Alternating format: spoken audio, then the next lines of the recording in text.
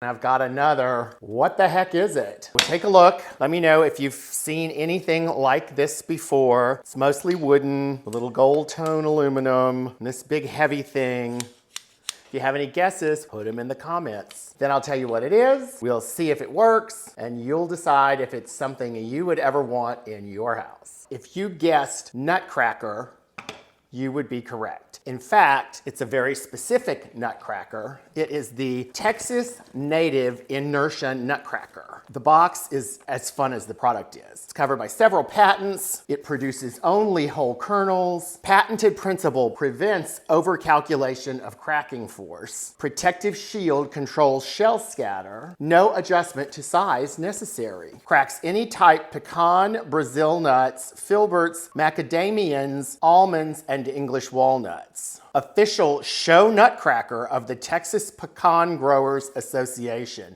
Who knew that the Texas pecan growers have a show? This one's very important for you space nuts. Chosen to crack the pecans for the Apollo 13 and 14 moon missions. Folks, it's right here on the box.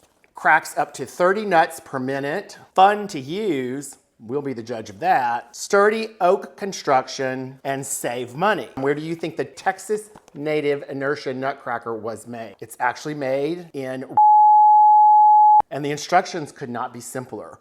Put nut in sockets, pull shield over nut, pull back knocker stick, release, slide shield back, let kernel roll out. Couldn't be easier. Guaranteed against defects in materials and workmanship for 1 year. If this product is defective, return it to the dealer. I don't think they're going to take it back at this point. I've got my pecans here. It's got this handy little ledge at the bottom of it, which catches the edge of the counter. That's pretty handy. And then the nuts go in this little doodolly here, like that. And then you cover this so they don't fly all over the place, I suppose. You've got these rubber bands here that power it. You pull this back and let it go.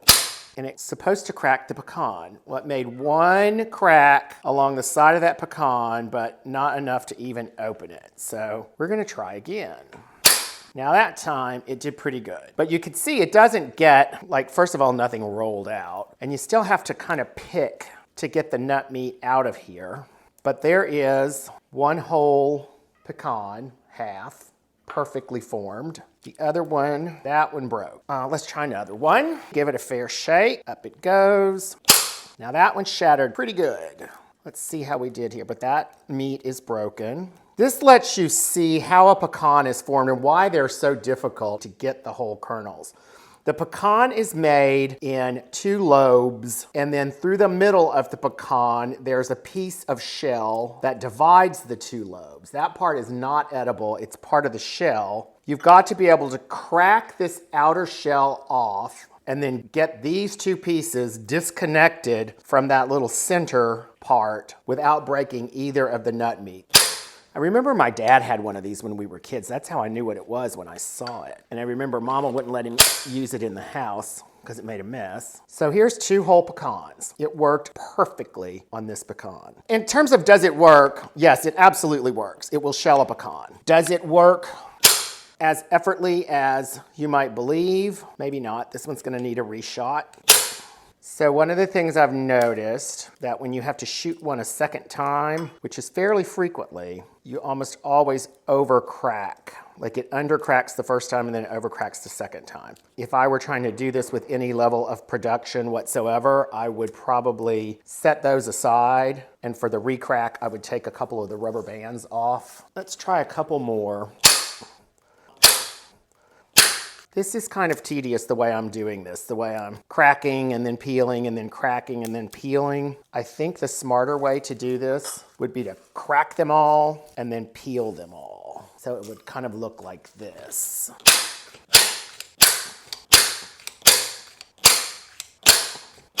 So I would definitely say this is a 2-step process, cracking and peeling. I could see my grandmother and grandfather, Mama and Pawpaw, I could see them sitting around the kitchen table with Pawpaw running this thing and cracking out nuts as fast as he could and then passing the bowl over to Mama to pick the meats out of the shells. I could see her handing him one back. This, here, Pawpaw, you need to do this one again. Honestly, in this day and age, you're probably looking at me going, why wouldn't you just go to the store and buy some pecans? Which is what you you or I would do if we needed pecans. But this isn't really designed for people who need pecans. This is designed for people who have pecans. In Southeast Texas and South Louisiana, pecan trees grow all over the place. They can grow wild. Lots of people have them in their yards. You'll end up, especially in years where there's a bumper crop, you'll end up with pecans all in the grass, all in the yard, all in the neighbor's yard, all in a park. And it's free food laying on the ground, so people will tend to pick them up. Especially during a good year, you can collect up a lot of pecans pretty fast. So you got to get them out of here to use them for anything. If you had a pecan tree, this would certainly be easier than cracking them by hand or cracking them with a little plier type of nut cracker. Now I know why Mama made Daddy do this outside.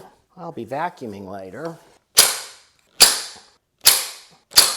It always seems like it cracks half and the other half doesn't crack evenly.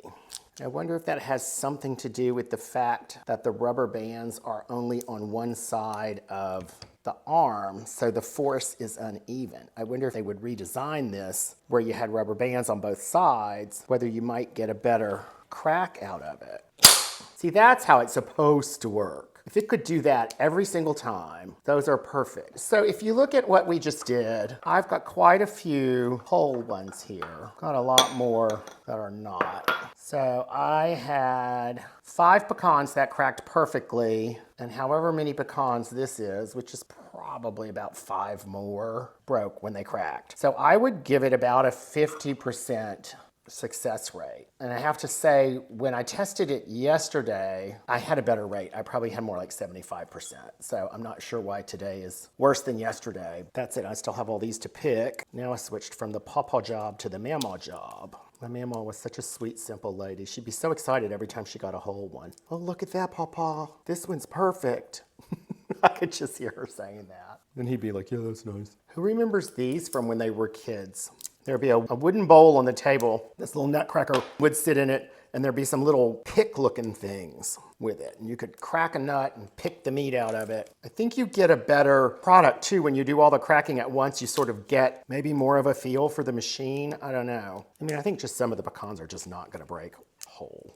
That's just part of being a pecan. Were pecans a big thing when you were growing up? When we were kids, they were. I mean, I grew up in Southwest Louisiana. My daddy was from East Texas. It was kind of the pecan capital of the world. There were wild pecan trees, and a lot of people had pecan trees in their yards. We had a pecan tree in our yard. Daddy fought with that tree. So many pests that bothered it. He would have to keep the squirrels away from it because the squirrels would eat the nuts before they were even, while they were still green. They'd go in there and eat the nuts, and it used to drive him crazy. But Mama would not let him shoot them with a BB gun. And he would say, Joy, it's not going to kill them. It's just going to scare them off. And she'd say, I don't care about the squirrels. I don't want you to put some child's eye out. Because, you know, putting an eye out was always a danger back in those days. And then they would get these big tent caterpillars in them. These big tents full of these grody little caterpillars would just take the whole tree over. So Daddy would get this pole, big long pole, and he'd tie a bunch of rags to the end of it, and he'd douse those rags in gasoline and set it on fire, and then he'd have this big torch, and he'd take that out to that tree and try to burn those caterpillar nests out of the tree without setting the tree on fire. And it just made my mother a nervous wreck. She'd stand there on the back porch with the garden hose, just ready to put it out when the tree went up in flames. Luckily, he never caught the tree on fire. So let me know in the comments if pecans were something you ate growing up. I can remember trucks on the side of the road selling pecans. You'd buy them and bring them home and chop them like this. If she was just making some cookies or something and just needed like half a cup of pecans or whatever, she might buy those pre-crushed ones at the grocery store. But if she was going to make a pecan pie, I don't remember being able to just go to the grocery store and buy a bag of pecan halves. If you could do it, she never did it. And what she would do is she would take the pecans and all of the broken ones would get mixed up down into the bottom of the pie. And then she'd take all of the whole ones and arrange them on the top of the pie to make a real pretty pecan pie. So let me know in the comments, would you ever have any use for the Texas inertia nutcracker? Did you know that we had sent pecans to the moon? And would you have thought that this was manufactured in Raleigh, North Carolina? I would not have.